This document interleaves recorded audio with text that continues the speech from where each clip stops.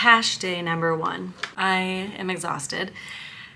Do you know time traveling? That's not a thing. What am I talking about? Time change. Jet lagged. Just wanted to, talk about it.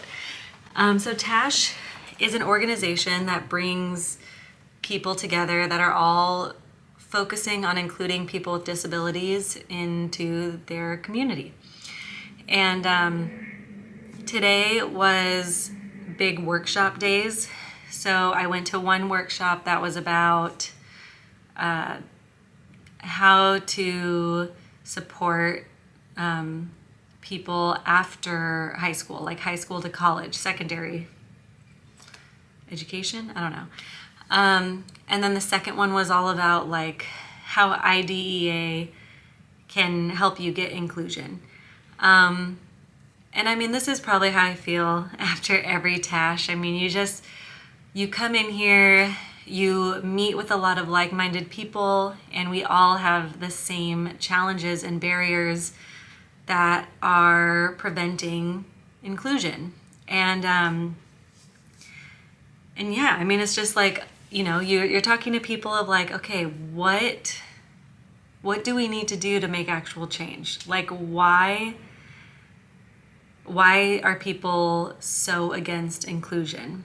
And from all the haters on YouTube, I definitely have felt that the reason why a lot of people are against it is fear, that they don't really know about it. And it's, change is scary. And what we don't know is scary. And then people usually come from like this one thing that happened, this one bad experience they had.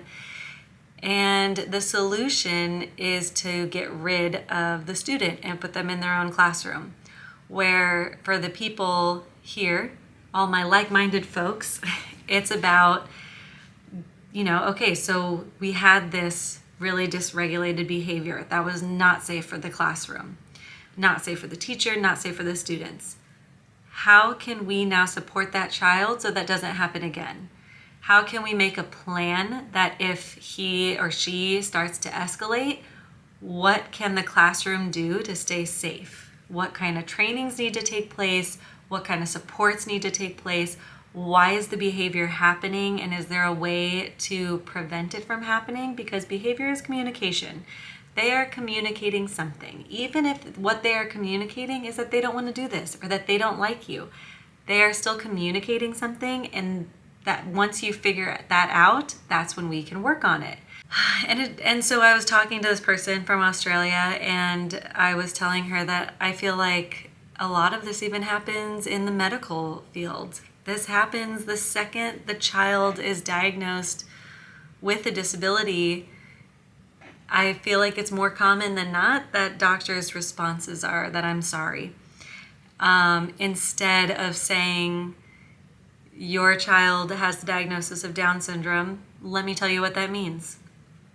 Let me tell you, like, they might be a NICU baby. They might have heart conditions. This is the kind of stuff that they have.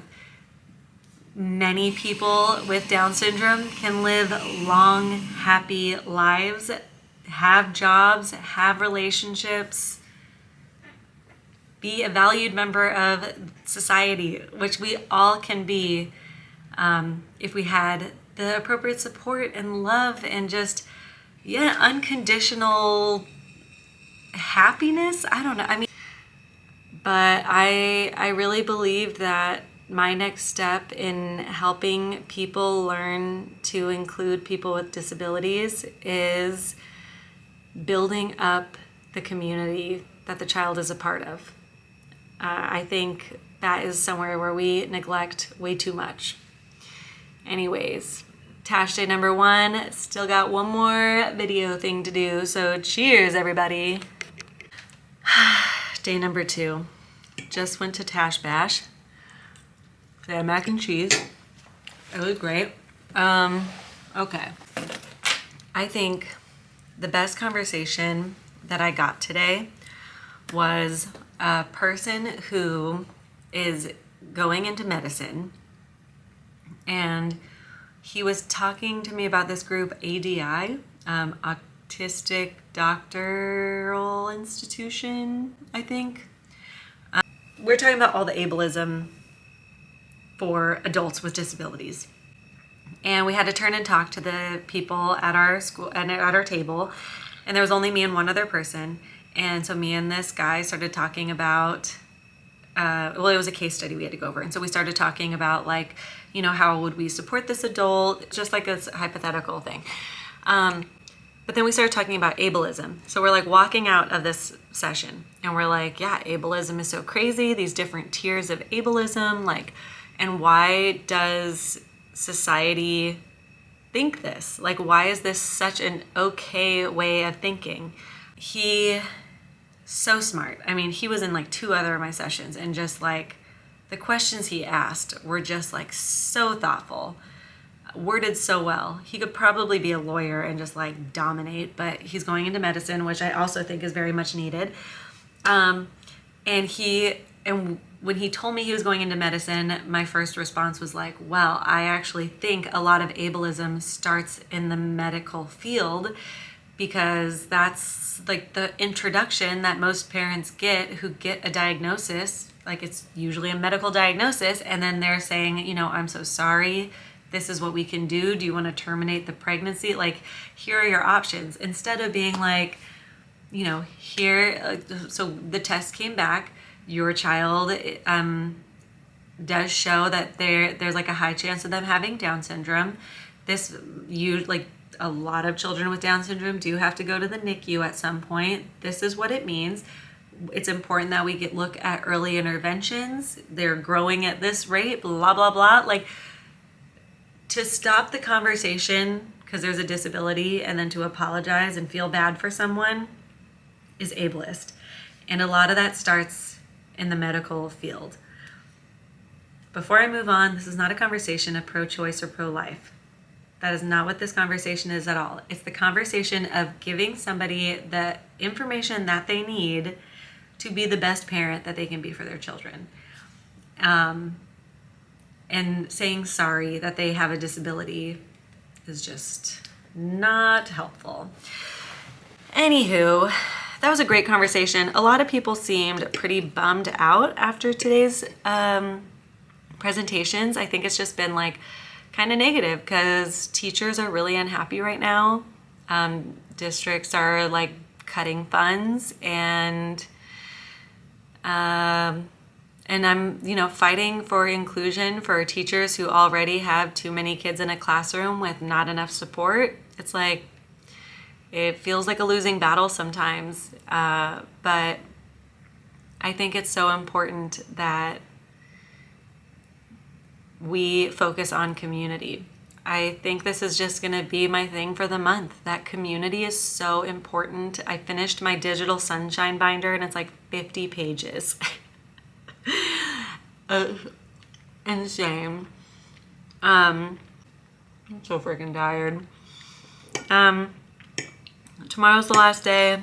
I don't know when I'm gonna sit in front of a camera and talk to my 2 listeners.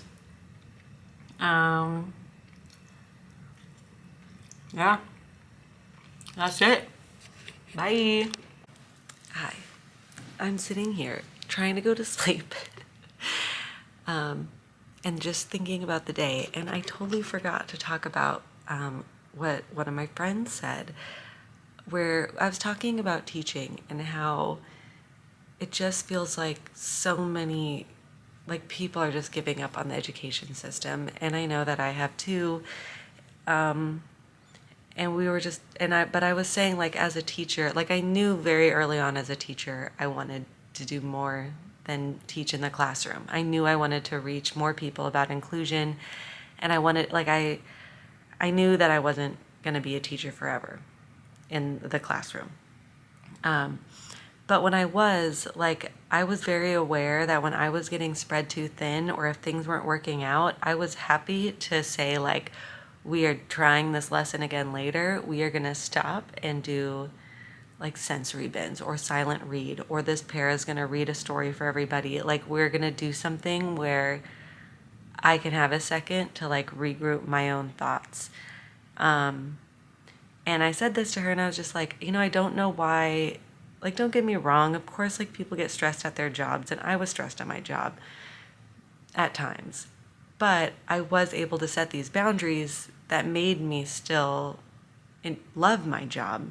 And I loved my students. I loved my staff. I loved the school. I mean, but anyway, so I was explaining this to her and she was like, well, I think the reason why is because you have this idea that you're aiming for. And teaching isn't just like this job that you're trying to get through for this paycheck. There's like this end goal that you're tethered to, and all the hard days, all the good days, it doesn't matter because it's like leading up to this goal that you want. And I just never really thought of it like that. And sometimes I think about going back and teaching just so I can make another school want to practice inclusion by being a part of their community. Because sometimes as a consultant, I'm like the outsider. Even though I have met people here during this weekend who have said that when they come in to present the information, it's like the school then kind of has this click of like, oh, well, if that professional's saying it, then it must be true. And maybe that's what I need, but I do like working with schools. I don't just want to like come in, present, and leave, but I'm not sure where the goal goes next from here. That can also give me a salary because that is obviously what I also need to survive in this world. Anywho, the tethering, the ball, the goal, that was a really interesting thing that I just want to remember. I don't know if I'm going to even add this. I just had to say something. Okay, bye. Good night. Alexa, turn on bedroom lights. Let's finish this vlog. Yeah, I definitely had more anxiety, or I was more nervous presenting this time, as like this time I was doing it for my own company, for myself. The first time I kind of presented like for myself, I'm pretty sure I was still teaching, or like I still had a job. Like I wasn't doing my own consulting, inclusion consulting. So this was definitely like I was trying to really sell myself, and I'll probably be talking about this more, but it has been really weird trying to sell myself to an area that's already struggling. Because like I want to be able to charge what I really think my services are worth, but if someone can only pay half of that, like I will take it and give them, you know, as much as I can to make it successful, a successful experience. I feel like I met a lot of people who are like fixing policies and all that, but that's just like not, that's not what I'm doing. I'm trying to go into schools and help teachers and change mindsets and encourage people to love their jobs. And then, so after her presentation, there was one more presentation that I got to go to. Unfortunately, their title was very misleading to what they actually talked about. Like the person I happened to sit next to was awesome. And one of them though, just like really hurt my heart, that he talked about institutions, and he, as a child, basically saw someone in an institution and was like, this is not okay. And he quit his job. He quit his whole life's path, took a job at an institution to learn how to basically get rid of them. And he has gotten thousands of people out of institutions. And even afterwards, he was like, there's still 17,000 people with disabilities living in institutions all over the country, and we need to get rid of this. Like, you know, and he's like, we're constantly hiring people. We're, you know, if you want to be a part of this, like get in contact with me and we can make a change. And It was just a really beautiful story. Well, it was a really heartbreaking story, but it has brought a lot of goodness, and it's just crazy that so many people think a person with a disability just like has nothing to bring to this life. Like, we are basically losing out on so many creative voices, policy changers, I mean, people that like can do some like that are capable of like having relationships, having jobs, having families, and they just get put into this room to die, and it's heartbreaking. And anyways, this is just becoming a very long, boring vlog. Thanks for being here. I have nothing else to say. TASH was great. I really want to go. The next one's in New Orleans, so we'll see if I make it there. If you were there, did you enjoy it? Let me know. Inclusion starts with you, and I just want to help.